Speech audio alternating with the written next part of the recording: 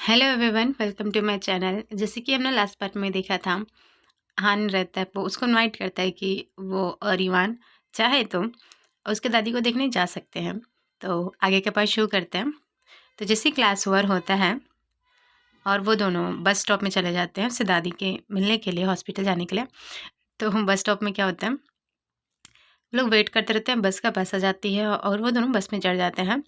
तो हमारा जो युवान है वो तो बहुत क्लीनेस पर्सन रहता है, तो उसको लगता है कि जो हाथ पकड़ने के रहता है ना, हैंगल जैसा जो सहारा देता है बस में, तो वो उसको टच नहीं करता रहता, बोलते हैं कि ये बहुत डर्टी है।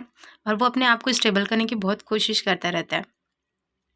तो जो हम हान कहते हैं कि सीरियसली क्या तुम ऐसे ही खड़े रहोगे? मुझे नहीं लगता कि तुम्हारा बैलेंस कुछ देर तक बना रहेगा, मुझे लगता है तुम गिर जाओगे, कुछ पकड़ लो सहारे के लिए। तो ईवान कहता है कि नहीं, मैं बिल्कुल ठीक हूँ। तो ड्राइवर रहता है बहुत हल्के से एकदम लाइटली ब्रेक लगाता है, पर ईवान रहता है बहुत अपने आप को स्टेबल करने की बहुत कोशिश करता है कि नहीं मैं बिल्कुल नहीं हिलूँगा, बिल्कुल नहीं गिरूँगा। और हान उसको कहता है कि देखो, यदि तुम चाहो तो तुम मुझे पकड़ सकते हो। तो ईवान उसके लिए भी कुछ नहीं करता रहता है, बट वो काँपते रहता है, अपने आप को स्टेबल करने की बहुत कोशिश करता रहता है। तो हान उसको हग करके अपने पास लेके आ जाता है। तो जैसे ही वो उसको अपने पास लेके आ जाता है, तो ईवान की जो धड़कनें रहती है वो बहुत तेज़ हो जाती है और वो सोच रहता है क्या क्या मैं इसके इतने करीब आ चुका हूँ, और इसकी जो खुशबू है, इसकी जो स्मेल है वो कितनी अच्छी है, और ये सेंट हर तरफ क्यों फैली हुई है। ऐसे करके वो सोचता रहता है और फिर वो अपना फ़ोन देखने लग जाता है। हान इसको बोलता है कि देखो, मुझे नहीं लगता कि तुम्हें अभी फ़ोन यूज़ करना चाहिए, इससे तुम डिस्ट्रैक्ट भी हो सकते हो और तुम प्रॉपर्ली स्टैंड नहीं कर पाओगे फिर। तो बस क्या, हान जैसे ही बोला रहता है तो यान उसको घूर के देखने लगता है, बोलता है अपने मन में ही, क्या इस तरह से क्यों बात कर रही है मुझसे? इसको क्या लग रहा है कि मैं छोटा बच्चा हूँ? इसे पता नहीं है क्या कि हम दोनों की एज सेम है? और वो बस उसको देखने लगता है। तो हान भी उसको देखने लगता है। तो दोनों एक दूसरे को देखते रहते हैं। फिर ईवान कहता है, ये कितना प्रीटी है, ये कितना हैंडसम है। ऐसा लग रहा है कि ये कहीं से, मतलब उसको लगता है ना हैंडसम है, कहीं से उतर के आया है बाहर से। तो उसको ऐसे फीलिंग आ रहा है और उसको देखता रहता है, सोचता है कि काश काश मैं इसको छू सकता, काश मैं इसके आईलैशेस को किस कर सकता।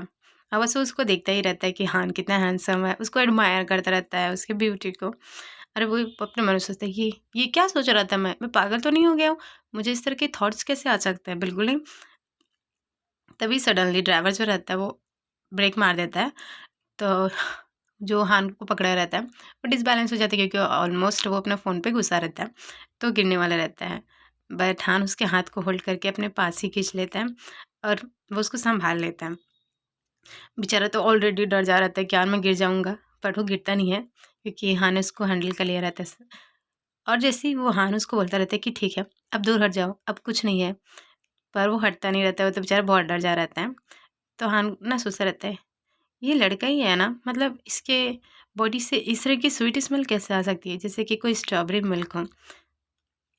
और फिर वो उसको हटा देता है क्योंकि उसको भी थोड़ा हैंडल नहीं हो पाता रहता है। और वो बोलता है कि ठीक है, तुम मेरा हैंकी पकड़ो और इसको यूज़ करो, ठीक है। तो वो अपना हैंकी दे देता है और वो उसको पकड़ के खड़े हो जाता है। और फिर कुछ देर बाद हमें हॉस्पिटल का सीन दिखाया जाता है, जहाँ पर सिवान रहता है, वो हान की जो ग्रैंड मदर से उनसे मिलते हैं। और एकदम जैसे बुजुर्ग लोग रहते हैं ना, एकदम पोलाइटली काइंड वे में बातें करते रहते हैं वो दोनों। और उसकी दादी माँ बोलती है कि क्या बात है, तुम कितने डैशिंग यंग मैन हो, मुझे तो यकीन ही नहीं हो रहा है कि हाँ ने भी कोई दोस्त बना रखे हैं, वो भी बिल्कुल तुम्हारी तरह, तुम कितने जेंटल लगते हो। और वो बहुत खुश होकर बोलती है, पर देखो तुम कितने स्किनी हो, कुछ खाया पिया करो, जैसे हर दादी लोग बोलते हैं अपने नाती पोते को देख के कि भैया तू कुछ खा ले, वैसे ही। तो यून बहुत मुस्कुराते बोलता है कि हाँ ग्रैंड माँ, मैं बहुत हाँ अच्छे से खाऊंगा, मैं आपके लिए भी कुछ लेकर आऊँगा। तो जैसे ही सुनते हैं ना, उसके दादी उसके हाथ को पकड़ के पैट करने लगती हैं। तो ये जैसे देखता है ना युवान, तो बहुत खुश हो जाता है क्योंकि उसको हमेशा प्यार ही चाहिए रहता है, जो कि उसके मदर से कभी मिला नहीं रहता है। तो बहुत खुश हो जाता है और बोलते हैं कि कितना वार्म हैंड है। और उसी टाइम पे हान जो रहता है वो आ जाता है और उनको बातें करते हुए सुन लेता है, और वो फिर वो लोग वापस से अपने अपने घर के लिए निकल जाते हैं। तो हाँ ना, ईवान से कहते हैं कि आई एम सॉरी, जो मेरी ग्रैंड मदर है ना वो ओवर एक्ट करती, मतलब उसे इस तरह से बात नहीं करनी चाहिए थी, है ना, तुम्हारी स्किन के बारे में। तो ईवान बहुत चिढ़ के बोलता है, क्या कहा तुमने, मैंने अब ऐसा कब कहा कि तुम्हारी दादी मुझे बिल्कुल अच्छी नहीं लगी? और उसने जो भी कहा मुझे बहुत अच्छा लगा और तुम ऐसे अज़्यूम कैसे कर सकते हो? तो हान कहता है, ठीक है, मेरे से गलती हो गई, मुझे माफ़ कर दो। और फिर वो दोनों चलने लगते हैं।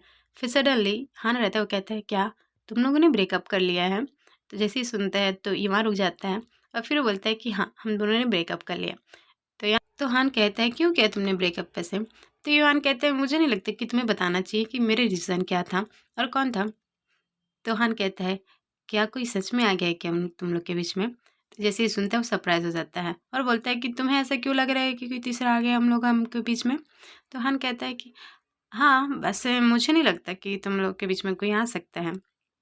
और वो चलने लगता है। दूसरे साइड हमें साफ पता चलता है कि इनकी बातों से ना, हान की बातों से इवान कहीं न कहीं हर्ट हो गया है और बोलता है कि हाँ, वैसे भी तुम्हें क्या फ़र्क पड़ता है कि मैं किसके लिए ब्रेकअप किया हूँ या कि नहीं किया हूँ। वो ये सब ना अपने मन में सोचता रहता है और फिर वो अपने घर आ जाता है। तो उसके जो अंकल वो रहते हैं उसको वेलकम करते रहते हैं कि आप यंग मास्टर, आप इतने लेट क्यों हो गया? आपके जो फादर है आपका वेट कर रहा है डिनर पे। तो बहुत खुश हो जाता है कि उसके पापा भी घर पे हैं और वो डिनर करने के लिए चला जाता है। और वो ना उसके फादर और उसके जो रहते हैं वो बहुत अच्छी बॉन्डिंग रहती है। तो उसके फादर बोलते हैं कि तुम इतना लेट क्यों आए हो आज? तो युवान रहता है, वो बोलता है कि मैं हान की जो ग्रैंडमदर है उन्हें विज़िट करने गया था, वो भी हॉस्पिटलाइज़ है इसलिए। तो उसके फादर बोलते हैं, क्या तुम दोनों इतने क्लोज़ हो? मतलब वो तुम्हारा बहुत अच्छा दोस्त है लग रहा है सुन के। तो युवान बोलने लगते हैं कि हाँ, मतलब हम लोग उतने अच्छे दोस्त भी नहीं हैं, बट क्या है ना कि उसकी जो ग्रैंडमदर है वो बहुत अच्छी है। जैसे ही मुझे पता चला कि वो हॉस्पिटलाइज़ है, तो मैं उससे बस मिलने चला गया। हाँ, जो रहता है, वो अपना और अपनी ग्रैंडमदर को बहुत अच्छे से केयर करता है। वो पार्ट टाइम जॉब भी करता है, वो स्कूल भी अटेंड करता है। तो जैसे ही ये सब सुनते हैं ना, उसका फादर बहुत शॉक हो जाता है। तो वो पूछता भी है, डैड आपको क्या हो गया? आप इतने कन्फ्यूज़ क्यों हो गए? तो उसके डैड बोलते हैं कि नहीं, मैंने एक्सपेक्ट नहीं किया था कि तुम्हारा जो फ्रेंड है, वो इतना टफ़ कर रहा है। मतलब उसकी लाइफ़ कितनी टफ़ है ना। तो जैसे ये हमारा ईवान सुनता है, वो बेचारा एकदम सॉफ्ट हार्टेड पर्सन बोलता है कि हाँ, उसकी लाइफ़ कितनी हार्ड है और वो कितना रफ़ली काम करता रहता है। मतलब उसकी लाइफ़ बहुत ही, क्या बोलना चाहिए, बुरी कंडीशन में है फ़िलहाल तो अभी। फिर वो अपने डैड के लिए कॉफ़ी बनाने चला जाता है, जहाँ पर उसकी जो मेड रहती है वो बताते रहती है कि यंग मास्टर आपने बहुत अच्छा काम किया, आप बहुत अच्छे से सीख गए हैं।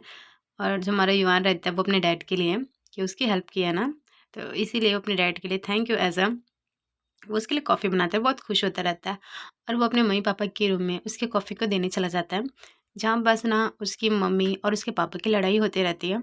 जहाँ बस उसके जो फ़ादर रहते हैं बोलते रहते हैं कि तुम बिल्कुल अच्छी मदर नहीं हो, तुमने अच्छा ड्यूटी नहीं प्ले किया। मतलब जो तुम्हारा बेटा है उसे तुम्हारा प्यार चाहिए पर तुम उसे समय भी नहीं देती हो, हमेशा इस रूम में कैद रहती हो, अपने आप में खोए रहती हो। और दूसरे साइड उसकी जो मदर रहती है, उसको ब्लेम करते रहते हैं उसके पापा को कि तुम भी अच्छे फादर नहीं हो। तुम्हें क्या लग रहा है सिर्फ़ मैंने ही बच्चे पैदा किए हैं। तुम्हारी भी कुछ ड्यूटी रहती है, तुम्हें भी उसकी देख-रेख करनी चाहिए, केयर करनी चाहिए और तुम ये भूलो मत कि हमने किस कंडीशन में बच्चे पैदा किए हैं। ऐसे करके उसको बहुत गुस्सा करते रहते हैं। तो उसके जो फादर रहते हैं ना, वो बोलते रहते हैं कि एटलीस्ट इस बर्थडे में अच्छे से ट्रीट करना। ईवान को बिल्कुल भी मतलब एहसास ना हो कि हम लोग उसके लिए पराये जैसे हैं। तो वो ना, वो लोग बहुत ऐसी इस चीज़ के लिए आर्गुमेंट करते रहते हैं कि तुम केयर नहीं करते, तुम केयर नहीं करते रहते, वैसे करके। और ये सब ना युवान बाहर गेट से ही सुनता रहता है, तो उसको ये सब बुरा लगता रहता है। तो बस वापस से अपने रूम में चला जाता है और वो रोने लग जाता है। तभी उसके फ़ोन पे एक मैसेज आता है। वो हान का रहता है और उसको बोलता रहता है कि सॉरी, एक्चुअली मैंने तुम्हें ना बहुत सारे पैसे खर्चे कर दिए ना आज, और ग्रैंडमदर के लिए जो भी तुमने स्नैक लिए थे या तुमने खरीदे थे जो भी फ्रूट्स वगैरह, उसके लिए मैं तुम्हें पे करना चाहता हूँ। क्या तुम्हारे लिए मैं सॉसेस जो रहता है खाने का रहता है, उसको मैं तुम्हारे लिए बना दूँ? तो जैसे ही ये पढ़ता है ना युवान, तो बोलता है कि ठीक है, तुम जो चाहे वो कर सकते हो। और वो बस बेड में लेटा रहता है और जो उसका जो क्यूट वाला जो बचपन का रहता है ना, जो छोटा-सा चादर रहता है जो उसकी मम्मी ने उसको दिया था, उसको पकड़ा रहता है। और फिर वो बोलता है कि ठीक है, तुम मुझे चाहो तो स्कूल में दे देना। तो जो वहाँ रहता है उसको मुझे मैसेज में बोलता है कि ठीक है, मैं तुमको स्कूल में दे दूँगा। ठीक है, और वो बहुत टेस्टी रहेगा तो मुझे लगता है कि तुम्हें खा के बहुत अच्छा लगेगा। तो योआन ना मैसेज में कहता है, क्या तुमको क्या लग रहा है कि मैं तुमको कंप्लेन कर रहा हूँ? और वो तुरंत अपने फ़ोन को टर्न ऑफ कर देता है और वो सोने की कोशिश करता रहता है, बट वो सो नहीं पाता है। और फिर वो उठ बैठ जाता है बेड में और उसको मैसेज करने लगता है कि मेरा बर्थडे जल्दी आ रहा है, क्या तुम्हें मेरे लिए कोई गिफ्ट प्रिपेयर किया है? अभी सोचने लगता है। टू बी ऑनेस्ट हम दोनों का रिलेशनशिप उतना अच्छा नहीं है, कि मैं उसे बर्थडे प्रेज़ेंट माँग सकूँ, और मुझे नहीं लगता कि वो मेरे लिए बर्थडे प्रेज़ेंट खरीदेगा भी। और जैसे ही ये सब ना हान रीड कर लेता है ना कि उसका बर्थडे है, तो बोलता है, क्या तुम 18+ हो जाओगे? ओके, मतलब तुम चाहते हो कि तुम अल्कोहल पीने के लिए अब रेडी हो गए हो, है ना? तो युवान रहता है, वो मुँह बनाता है, क्या बात कर रहे हो? मैं थोड़ी ना सेलिब्रेट करना चाहता हूँ। वो मेरे पापा ये सब कर रहे हैं, ये सब जो सेलिब्रेशंस है मेरे फादर का है सब प्लान। तो हान बहुत हँसते हुए बोलता है कि ठीक है, तुम चाहते हो तो मैं तुम्हारे लिए जो नूडल्स है, बाउल ऑफ नूडल, मैं तुम्हारे लिए वो तैयार कर दूँगा। तो जैसे ही ये सुनता है ना, तो युवान ना रोने लग जाता है। जब वो पढ़ता है कि बाउल ऑफ नूडल्स, तो वो बहुत रोने लगता है और वो हँसता रहता है उसमें। वो बोलता है कि ठीक है, तो मेरे लिए नूडल्स ही लेके आना, ठीक है? तो यहाँ बस ना उससे बात करके युवान को बहुत अच्छा फ़ील होता रहता है। तो आज का पार्ट मैं यही ख़त्म कर रही हूँ। I hope you like this video. Thank you. Bye bye.